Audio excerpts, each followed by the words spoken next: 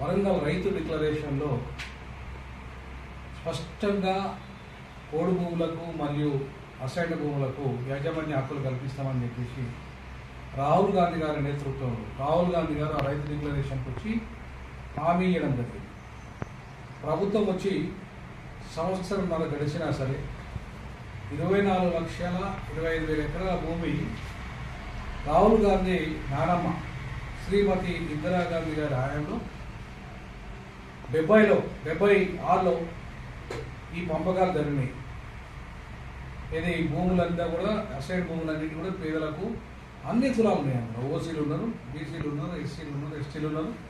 అన్ని కులాలకు సంబంధించిన పేదలకి ఆ భూమి ఇవ్వడం జరిగింది.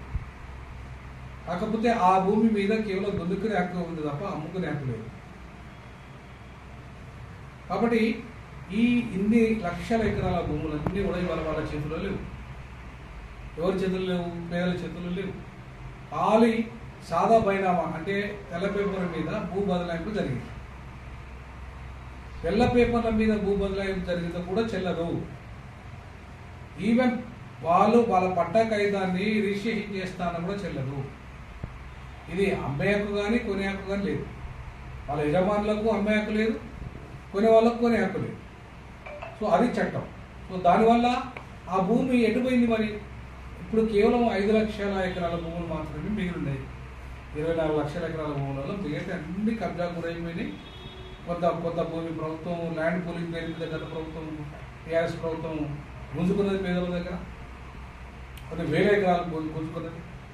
ధరణి వచ్చిన తర్వాత ఈ భూములన్నీ లక్షల ఎకరాల భూములన్నీ ఎన్నికరణమై. మరి అన్నిటి మీద రేవంత్ రెడ్డి గారు కమిషన్ చేసిండు. కాళేశ్వరం మీద కమిషన్ వేసిండు. అలాగే ఇంకా ఫోన్ ట్యాపింగ్ మీద కమిషన్ వేసిండు. మరి ఇన్ని లక్షల ఎకరాల భూములు దగ్గర సుమారు 1 కోటి మంది కుటుంబాలు ఆధారపడి జీవిస్తున్న వీళ్ళకు సంబంధించి పేదలకు సంబంధించి ఎందుకు జ్యుడిషియల్ కమిషన్ వేయలేదు? అంటే ఈ రెడ్లు, ఈ భూస్వాములు, ఈ దొరలు ఈ భూమిని ఆక్రమించారు కాబట్టేనా? అందుకేనా వేయలేదు? మరి నిజంగా చిత్తశుద్ధి ఉంటే ఇందిరమ్మ రాజ్యం తెస్తా అంటున్నారు రేవంత్ రెడ్డి. ఇందిరమ్మ రాజ్యం తెస్తా అన్నారు రాహుల్ గాంధీ గారు.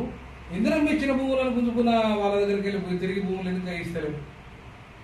వాటికి యాజమాన్య హక్కులు ఎందుకు కల్పిస్తలేరు? మీరే కదా డిక్లరేషన్ ఇచ్చారు. మీరే రైతు డిక్లరేషన్లో వరంగల్లో చెప్పారు మేము ఇస్తామని చెప్పేసి. మరి సంవత్సరం రైతాంగం దాని గురించి ఊసే లేదు. దీని మీద జస్టిస్ ఈశ్వరయ్య గారు అలాగే చాలామంది మేధావులు ఇప్పటివరకు ప్రభుత్వాన్ని అనేక సందర్భాల్లో మందలించారు, అడిగారు, లేఖలు రాసారు.